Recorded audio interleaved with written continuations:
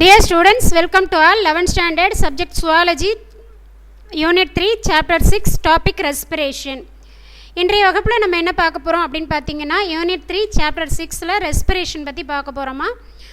Respiration அப்படின்னா எல்லாருக்குமே நல்லா தெரியும். Intake of oxygen and getting rid of CO2.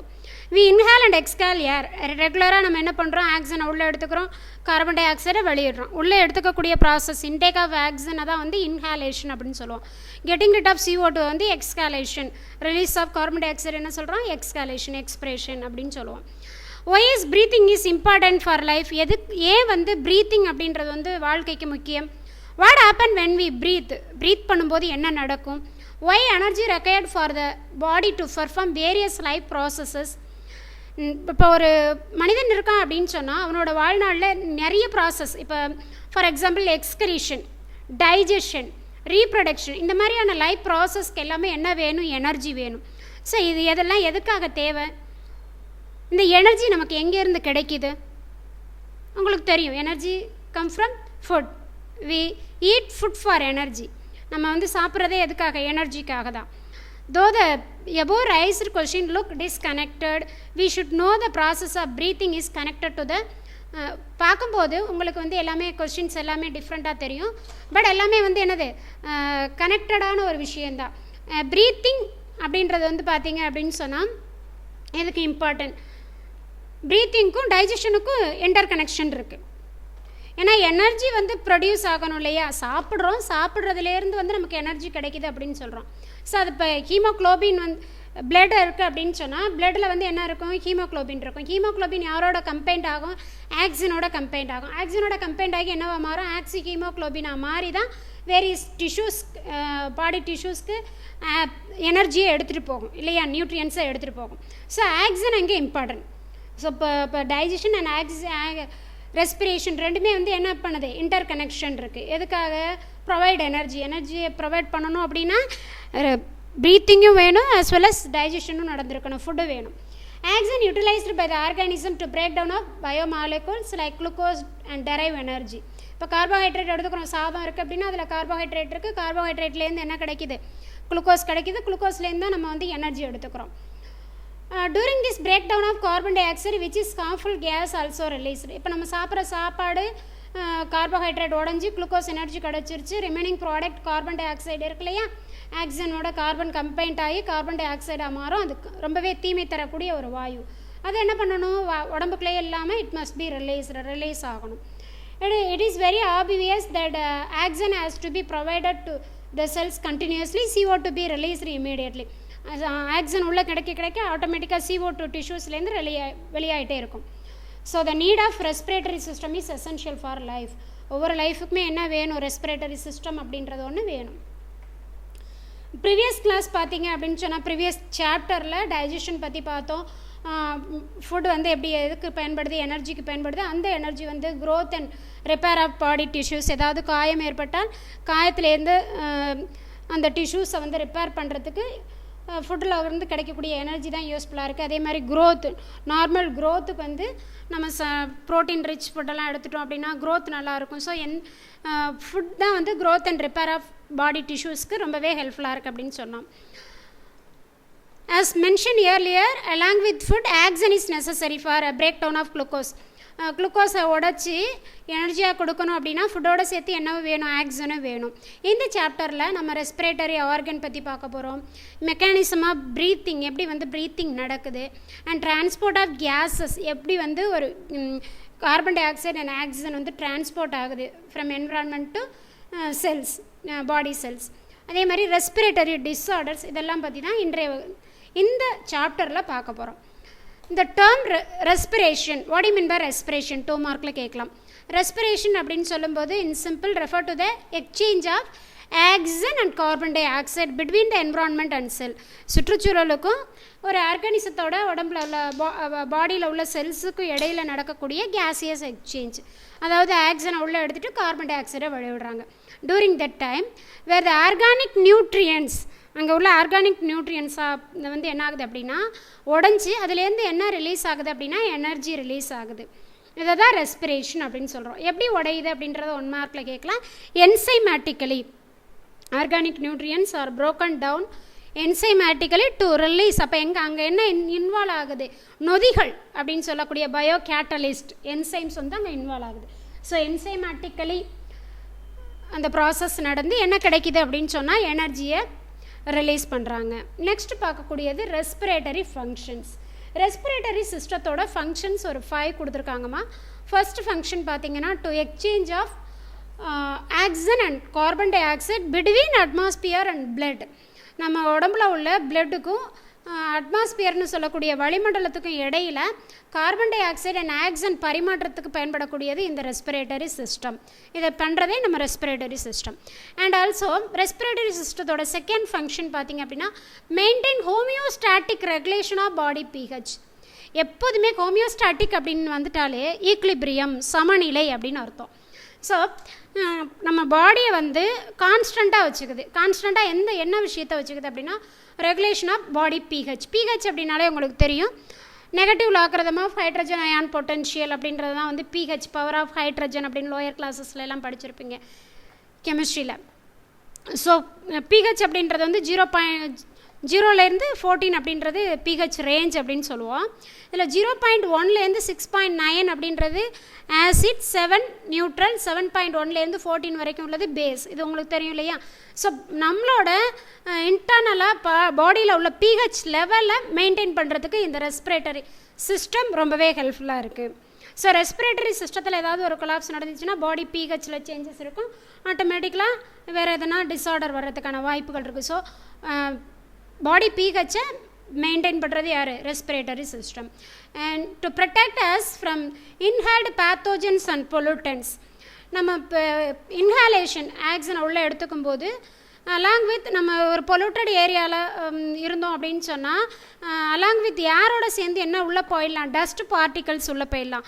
அதோடு பார்த்திங்க அப்படின்னா பேத்தோஜன்ஸ் அப்படின்னா disease causing organisms like bacteria, virus, any other pathogens எது வேணால் வச்சுக்கலாம், புரோட்டோசோவான்ஸ், இந்த மாதிரி ஏதோ ஒன்று ஆக்சிஜன் மூலம், அதாவது நம்ம இன்ஹேல் பண்ணும்போது மூச்சு உள்ளே இழுக்கும்போது மைக்ரோ ஆர்கானிசம்ஸ் வைரஸ் உள்ளே போயிடலாம். இப்போ தும்முனா அடுத்து இப்போ நம்ம வந்து கொரோனாவுக்காக மாஸ்க்கெல்லாம் போட்டிருக்கோம் இல்லையா? ஸோ அது வைரஸாக இருக்கலாம். அந்த வைரஸ் வந்து மேபி ஒருத்தர்ட்டேருந்து இன்னொருத்தருக்கு வந்து என்ன ஆகலாம், ஸ்ப்ரெட் ஆகலாம் அப்படின்னு சொல்லி தானே இப்போ நம்ம மாஸ்க்லாம் வேர் பண்ணுறோம். ஸோ இந்த மாதிரி பேத்தோஜென்ஸ், காற்றில் இருக்கக்கூடிய பேத்தோஜென்ஸ் அண்ட் பொல்யூட்டன்ஸ்னால் என்ன, பொல்யூஷனை காஸ் பண்ணக்கூடிய சப்ஸ்டன்சஸ் தான் பொல்யூட்டன்ஸ் அப்படின்னு சொல்லுவோம். ஸோ இதில் இருந்தெல்லாம் நம்மளை பாதுகாக்கிறது யார் அப்படின்னா ரெஸ்பிரேட்டரி சிஸ்டம். எப்படி வந்து பாதுகாக்குது? இப்போ நீங்கள் வந்து ஒரு டஸ்ட்டு க்ளீன் பண்ணுறீங்க, ஃபார் எக்ஸாம்பிள் உங்கள் வீட்டிலேயே எதனா ஒரு ரூமை வந்து உங்கள் அம்மா க்ளீன் பண்ண சொல்லியிருக்காங்க, நீங்கள் ஒட்டடை அடிக்கிறீங்கன்னு வச்சுக்கோங்க. உடனே அதுக்குலேருந்து என்ன ஆகும், உள்ளுக்குள்ளே நோஸ்குள்ளே போயிடும். எதனா ஒட்டடை போயிடுச்சுன்னா உடனே என்ன செய்வீங்க, கண்டினியூஸாக ஸ்னீஸ் பண்ணுவீங்க, தும்மிட்டே இருப்பீங்க. ரீசன் என்ன, உங்களோட ரெஸ்பிரேட்டரி சிஸ்டம் லங்ஸ் ட்ரக்கியாக்குள்ளே உள்ளே போனோடனேயே அங்கே உள்ள மியூக்கஸ் என்ன பண்ணுது, லங்ஸ் எல்லாமே சேர்ந்து வெளியில் யாரோ ஒரு ஃபாரின் மெட்டீரியல் உள்ளே என்ட்ராயிடுச்சு, இமீடியட்டாக அதை எக்ஸ்போஸ் பண்ணு அப்படின்னு சொல்லிட்டு உங்களோட சிஸ்டம் சொன்னோன்னே என்ன பண்ண ஆரம்பிச்சிடுறீங்க, தும்ம ஆரம்பிச்சிடுறீங்க. அது தும்மலோட சேர்ந்து அந்த மைக்ரோப்ஸ் வந்து வெளில வருது. ஸோ பேத்தோஜன்ஸ் அண்ட் பொல்யூட்டன்ட்லேருந்து ரெஸ்பிரேட்டரி சிஸ்டம் உங்களை ப்ரொடெக்ட் பண்ணுது. To maintain the vocal cords for normal communication. Respiratory system கரெக்டாக இருந்ததுன்னா நம்மளோட இந்த வோக்கல் கார்ட்ஸ், அந்த பிச், ஹை பிச்சில் பேசுகிறது, லோ பிச்சில் பேசுகிறது, நார்மல் கம்யூனிகேஷன்ஸ், நம்ம ஒவ்வொருத்தருக்கு தகுந்த மாதிரி பொலைட்டாக பேசுவோம். வீட்டில் உங்கள் அப்பாட்ட உங்கள் அம்மா ஏதாவது பண்ணிட்டாங்கன்னா உடனே நீங்கள் சவுண்டாக பேசுவீங்க. உங்கள் ஃப்ரெண்டை பார்த்தீங்கன்னா அதுக்கு தகுந்த மாதிரி ஒரு வாய்ஸ் கொடுப்பீங்க. ஓவர் க்யூரியாசிட்டி, இப்போ ரொம்ப நாள் கழித்து ஃப்ரெண்டை பார்க்கும்போது ஒரு இல்லை சாங் பாடும்போது அதுக்கு தகுந்த மாதிரி வாய்ஸ் இருக்கும் சிங்கிங் அப்போது. ஸோ அந்த வாக்கலைசேஷன், உங்களோட நார்மல் கம்யூனிகேஷன், வாக்கல் கார்ட்ஸ், அந்த குரல் வளை, அதில் வரக்கூடிய சவுண்டை மெயின்டைன் பண்ணுறதும் ரெஸ்பிரேட்டரி சிஸ்டம் தான். And remove the heat produced during cellular respiration. Cellular respiration அப்போ ஹீட் ப்ரொடியூஸ் ஆகுது இல்லையா, அதை ரிமூவ் பண்ணுறதும் நம்ம ரெஸ்பிரேட்டரி சிஸ்டத்தோட வேலை தான். நெக்ஸ்ட் நம்ம பார்க்கக்கூடியது respiratory organs in various organisms. Lower ஆர்கானிசத்துலேருந்து ஹையர் ஆர்கானிசம்ஸ் வரைக்கும் எல்லாமே என்ன பண்ணணும் அப்படின்னு சொன்னால் ரெஸ்பிரேஷன் அப்படின்ற ப்ராசஸ் நடந்துகிட்ருக்கு. டிஃப்ரெண்ட் அனிமல் தான் different organ for exchange of gases. ஒவ்வொன்றுக்கும் ஒவ்வொரு டைப் ஆஃப் ஆர்கன்ஸ் இருக்கும்.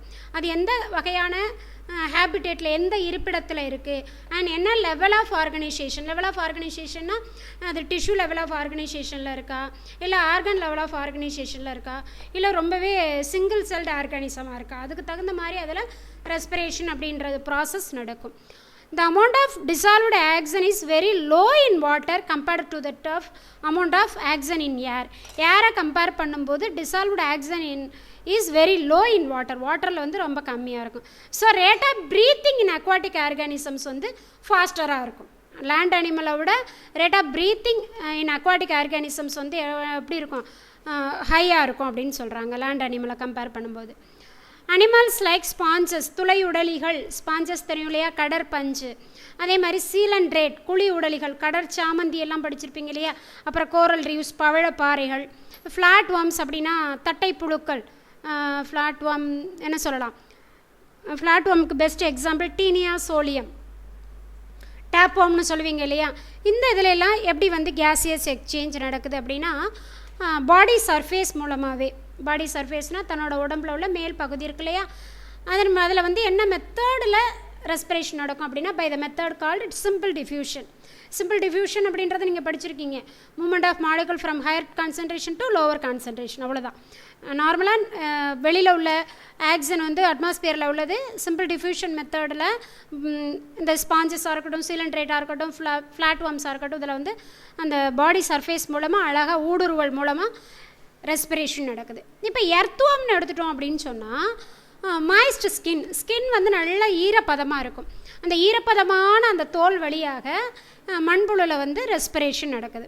இன்செக்டை பொறுத்தவரையில் பூச்சிகளில் வந்து சைடில் என்ன இருக்கும் அப்படின்னா, பூச்சிகளோட பக்கவாட்டில் என்ன இருக்கும் அப்படின்னா ட்ரக்கியல் டியூப்ஸ் இருக்கும். அந்த டியூப் வழியாக ரெஸ்பிரேஷன் நடக்கும். சில இன்செக்ட்ஸில் பார்த்திங்க அப்படின்னா கில்ஸ் இருக்கும். கில்ஸும் ரெஸ்பிரேட்டரி ஆர்கன்ஸ். கில்ஸ்னால் செபிள். அப்புறம் கில்ஸ் வேறு என்னதெல்லாம் இருக்கும் அப்படின்னு பார்த்தீங்கன்னா ஆர்த்ரோபாட்ஸ் அப்படின்னா இன்செக்ட்ஸ் எல்லாம் வரும். கணுக்காளிகள் அப்படின்னு சொல்லக்கூடியது எல்லாமே ஆர்த்ரோபாட்ஸில் தான் சொல்லுவாங்க. ஸோ ஆர்த்ரோபாட்ஸில் வந்து கில்ஸ் ரெஸ்பிரேட்டரி ஆர்கன்ஸாக இருக்குது. அக்வாட்டிக் ஆர்த்ரோபாட்ஸ் அப்படின்னு சொல்லும்போது இந்த சின்ன சின்ன தட்டான் பூச்சி இதெல்லாம் சொல்லலாமா, இன்செக்ட்ஸ் எல்லாமே, அதில் எல்லாமே கில்ஸ் அப்படின்னு சொல்லக்கூடிய செவில்கள் மூலமாக சுவாசம் நடைபெறுது. அதே மாதிரி மொலஸ்க், அக்வாட்டிக் மொலஸ்க்னா என்ன, நத்தை, லாலிகோ, செப்பியா, ஆக்டோபஸ், இது எல்லாமே வந்து மெல்லுடலிகள் அப்படின்னு சொல்லக்கூடியது.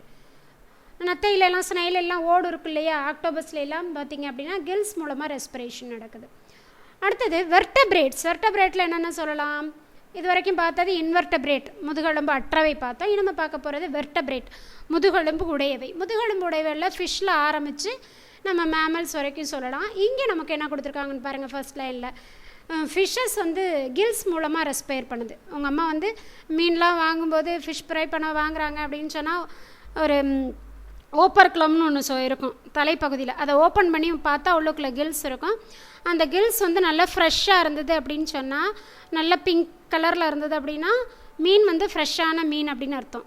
அதே கில்ஸ் வந்து பேல் கலரில் கொஞ்சம் கலர் வந்து டிம் ஆகிடுச்சு அப்படின்னா மீன் வந்து பழைய மீன் அப்படின்னு கண்டுபிடிப்பாங்க அம்மாலாம். ஸோ அந்த கில்ஸ் மூலமாக தான், உள்ளுக்குள்ள உள்ள கில்ஸ் மூலமாக, செவில்கள் மூலமாக தான் ஃபிஷ்ஷஸ் வந்து ரெஸ்பிரேஷன் பண்ணுறாங்க.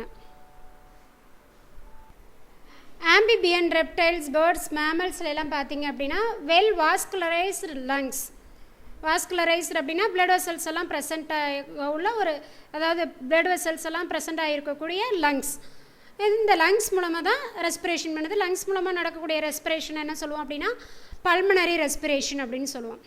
ஸோ இப்போ ஆம்பிபியனில் ஃப்ராகை பொறுத்தவரையில் நிறைய ரெஸ்பிரேஷன் இருக்கும். குட்டேனியஸ் ரெஸ்பிரேஷன் அப்படின்னு சொல்லக்கூடிய ஸ்கின் மூலமாக நடக்கக்கூடிய ரெஸ்பிரேஷன் இருக்கும். அப்புறம் பக்கல் ரெஸ்பிரேஷன் அப்படின்னு சொல்லிட்டு வாய்க்குழி அப்படின்னு சொல்லுவாங்க இல்லையா, அதன் மூலமாகவும் ரெஸ்பிரேஷன் நடக்கும்.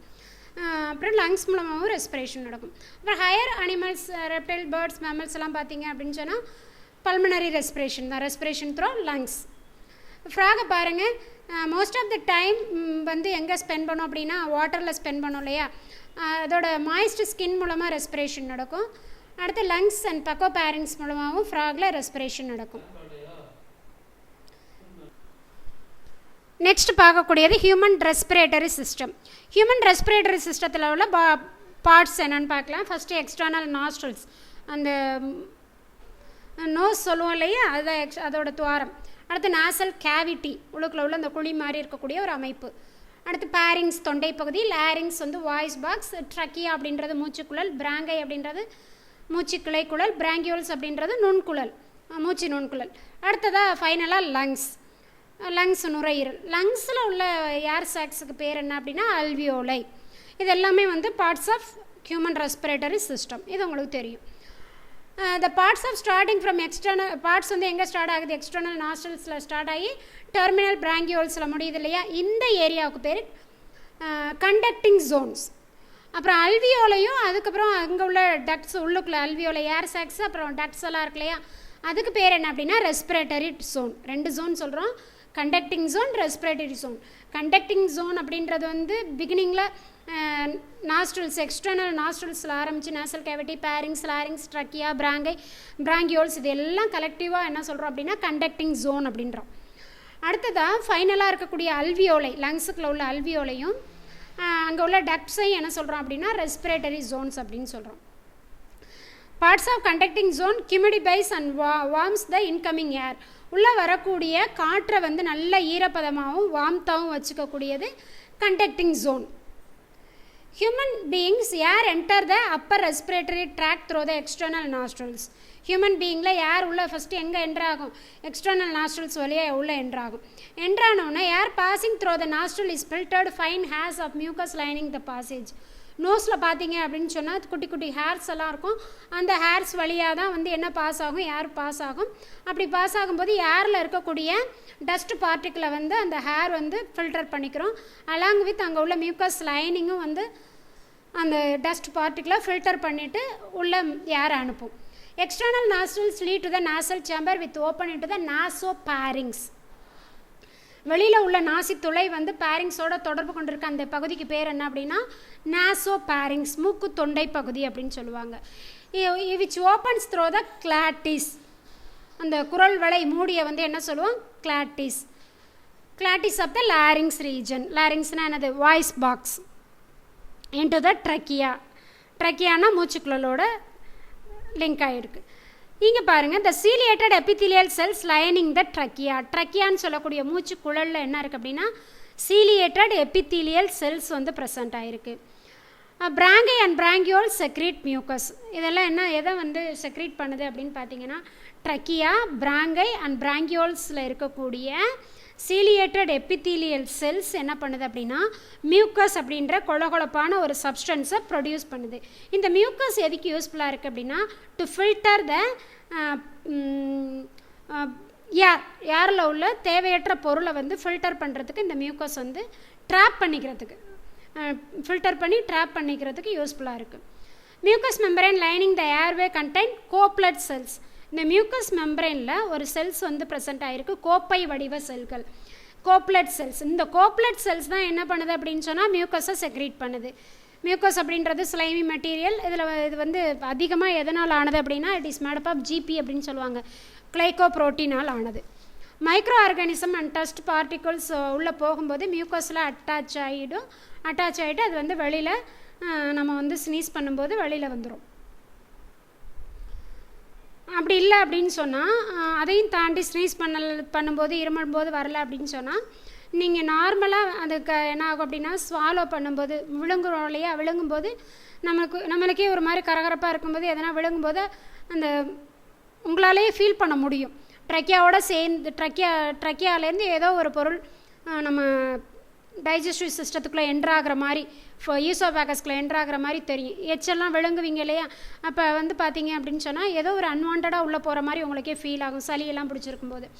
ஸோ இந்த மாதிரி கல்லட்டாக என்ன ஆகும் அப்படின்னா டூரிங் நார்மல் ஸ்வாலோவிங் அப்போ அந்த அன்வான்ட் மெட்டீரியல் வந்து எங்கே போயிடும், ஸ்டொமக்குக்கு போயிடும். டூரிங் ஸ்வாலோவிங் எ தின் எலாஸ்டிக் ஃப்ளாப் கால்டு எபிக்ளாட்டி.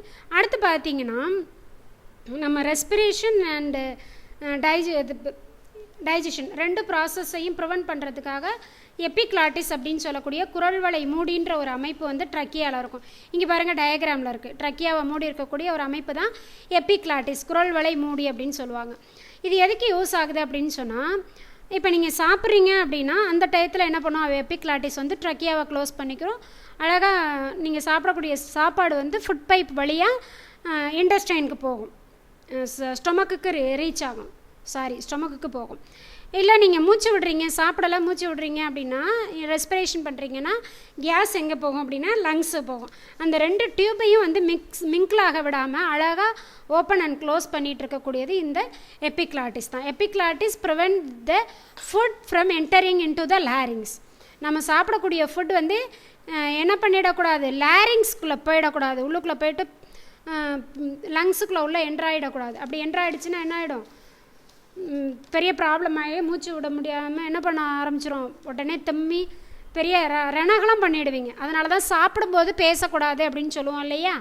சாப்பிடும்போது பேசுனீங்கன்னா என்ன ஆகும், சாப்பாடு ஃபுட் பைப்புக்கு போகிறதுக்கு பதிலாக எங்கே போயிடும், ட்ரக்கியாவிலேருந்து லங்ஸ் ஏரியாவுக்கு போயிடும். அப்படி போகும்போது அதிகமாக தும்மி கண்ணிலேருந்து தண்ணீர் வந்து அப்புறம் நோஸ் வழியாக அந்த சாப்பாடு வந்து நோஸ் எல்லாம் எரிய ஆரம்பிச்சிடும். அப்புறம் பார்த்திங்க அப்படின்னா உங்களோட தொண்டை பகுதியெல்லாம் ரொம்பவே எரிய ஆரம்பிச்சிடும். இதுக்கு ரீசன் இதுதான். அந்த இதுலேருந்து நம்மளை பாதுகாக்கிறது யார் அப்படின்னா இந்த எபிக்ளாட்டிஸ் அப்படின்ற குரல் வளை மூடி. அடுத்து ட்ரக்கியா பாருங்கள். ட்ரக்கியா அப்படின்றது வந்து செமி ஃப்ளெக்சிபிள் டியூப். அதாவது செமி அப்படின்னா ஹாஃப், ஃப்ளெக்சிபிள் அப்படின்னா வளையக்கூடிய தன்மையுடையது.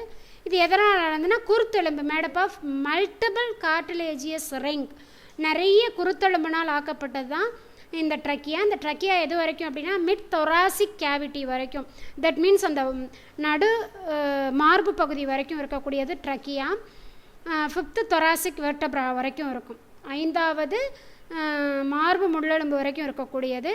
இந்த ட்ரக்கியா வந்து ரைட் அண்ட் லெஃப்ட் அப்படின்னு சொல்லிட்டு 2 தான் பிரியும். ரைட் அண்ட் லெஃப்ட் ப்ரைமரி பிராங்கையாக பிரியும். அடுத்தபடியாக வந்து ப்ரைமரி பிராங்கை வந்து பிராங்கஸாக பிரியும். பிராங்கஸ் வந்து பார்த்திங்க அப்படின்னா லங்ஸுக்குள்ளே என்ட்ராகும்.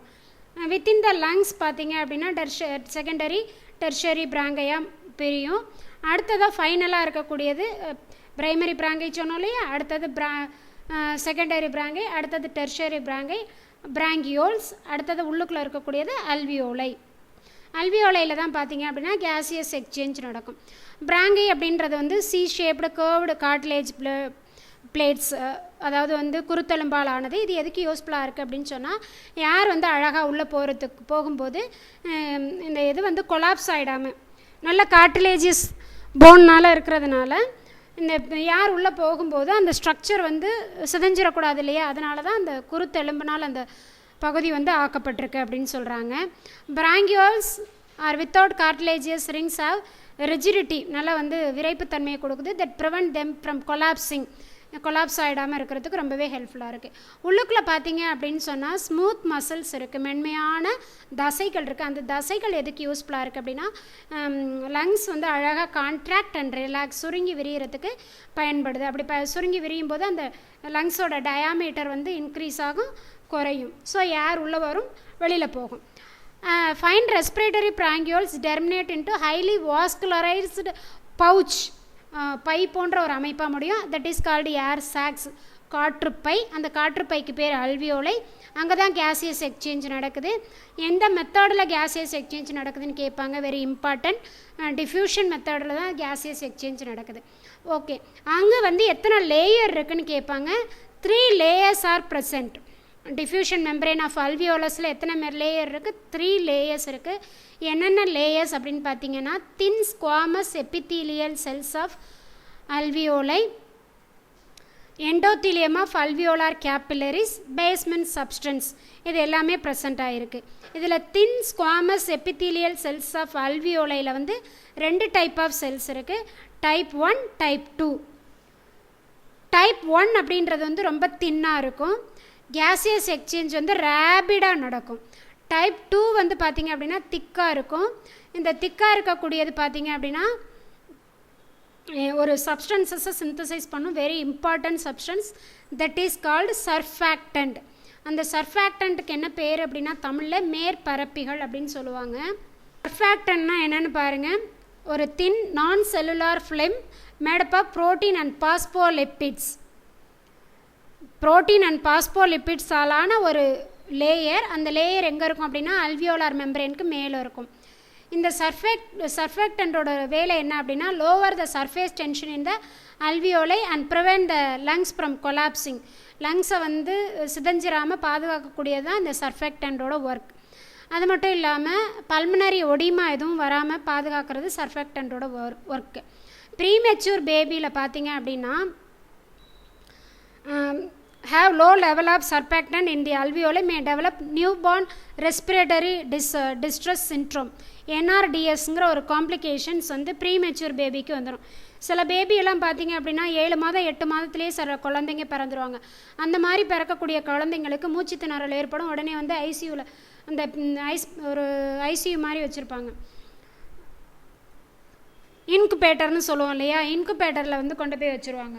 ஏன் அப்படின்னு சொன்னால் அந்த குழந்தையால் மூச்சு திணறல் அதிகமாக இருக்கும். அந்த மூச்சு திணறலிலேருந்து அந்த குழந்தையை காப்பாற்றணும் அப்படிங்கிறதுக்காக இன்குபேட்டரில் வச்சுருவாங்க.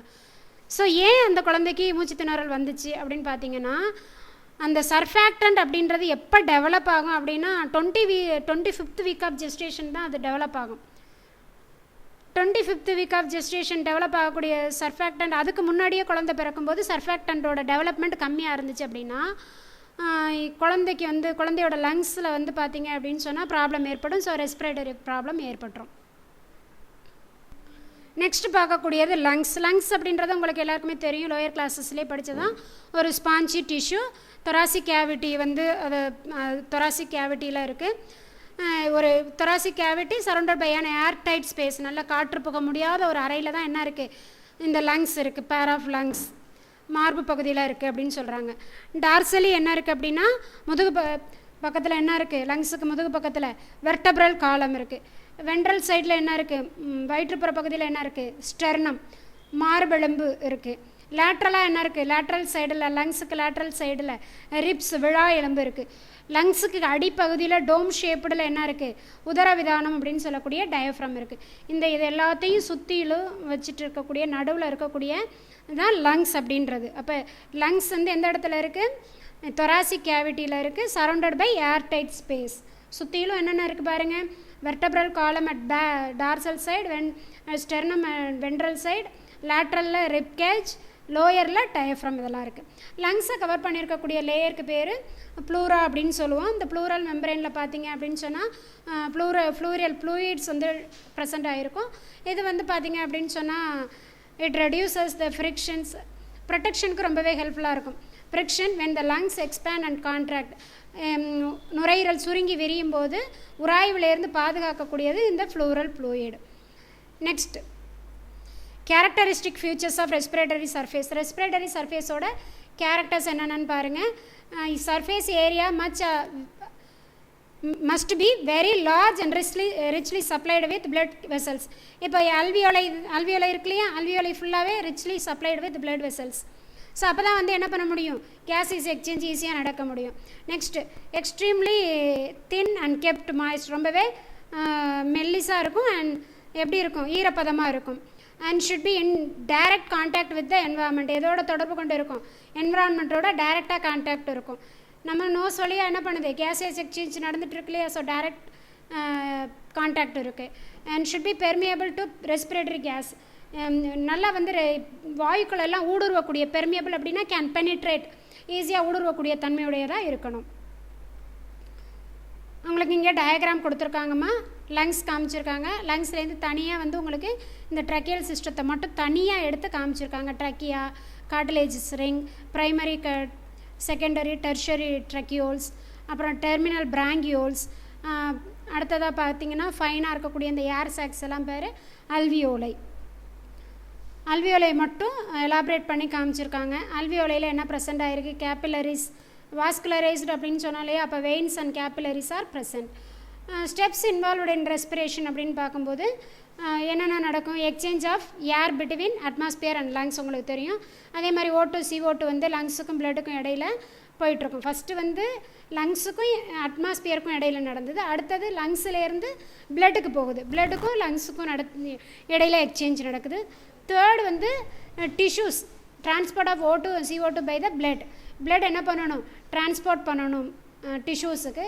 Exchange of gases between the blood and செல்ஸுக்கும் பிளட்டுக்கும் இடையில் எக்ஸ்சேஞ்ச் நடக்குது. அடுத்து செல்ஸ் என்ன பண்ணும், ஆக்சிஜன் எடுத்துகிட்டு CO2வை ரிலீஸ் பண்ணும். These are all the steps involved in respiration.